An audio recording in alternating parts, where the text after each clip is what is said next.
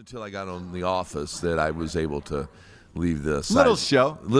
Small show. Yeah, luckily ended up on that. So yeah. And how did that come about? How did that come to you? I auditioned for it. I mean, the funny part of the story, though, was I hate to be late. Yeah. Especially for auditions or even for work. I'm never late. You're never late. Well, I'm driving into Hollywood, and there's all this traffic, and I'm supposed to be there at 5. It's 4:30. Traffic in Hollywood? What? But it shouldn't be at that time, right? Right. I should be able to scoot right in there. Sure. Well, it's Halloween in Hollywood is what it is. Oh, my God. Santa Monica Boulevard is closed. Oh, well, it's ridiculous. Yeah. I mean, there's all these people in costumes. The costumes are ridiculous, right? Yeah. There's nowhere to park. I mean, it's zany. Utter chaos. And so I'm running for this office now, and I get there 20 minutes late, and I'm pouring sweat. Yeah. I'm the last guy of the day. You know, when they're waiting for you to come in, you're like, oh, they're going to hate me. Oh, yeah. It never goes well. Well, usually. I did nail it. Sometimes Sure. Right. But it was about 2 weeks later that I got a call that said, can you come back for a callback? Right. Absolutely. Sure.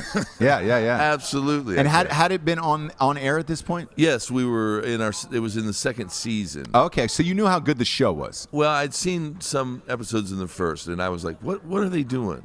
Yeah, like we talked about at the top of the show, I turned it off after the second episode, and then everybody started calling, and they were like, oh man, I love The Office. I was like, we're talking about the same show? And they were like, just give it a chance. Get through the opening, and then halfway. I think this is me personally. Halfway through the first season, and then towards the end of the season, is when it really started to kick in. And I was like, "Oh shit, this is actually pretty good." Well, they were doing almost word for word from the British version. Right. And those first 6 episodes, Michael Scott is a dark bastard. Yeah. He's got the hair slicked back. He's got sort of a brooding, more evil intention. They made him much more childish, really, by the end of the run. He was really... Which fit, yeah. He's 12 better. years old. This guy's in yeah. Arrested Development. He's a 12-year-old kid, right? Yes. So when he left the show, I remember I said, congratulations for leaving. And he's like, really? I'm like, yeah, you've done everything you can do with this. You can just...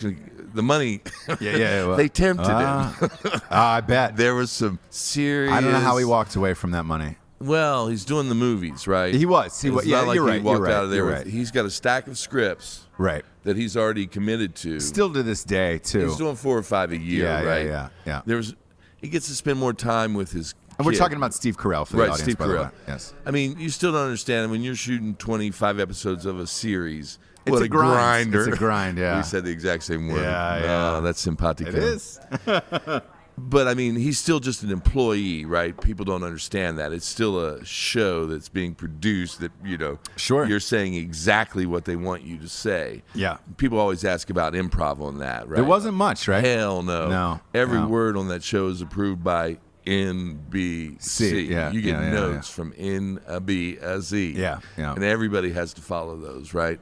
So it's not like you're just riffing. Yeah. Which is crazy with that cast of such. You've got so many talented comedians on there. It's ridiculous. But they would burn takes to try to make each other laugh. Right. I mean, right. Carell and Krasinski and Rain are doing that. Right. The rest of the cast is not wasting time, right? You're not there to... You don't want to get written out. You're like, that's right. I remember I improv'd on one line once, and Greg Daniels was directing the episode. He's the executive producer, the creator. He looks at me and goes, can you just do what I wrote?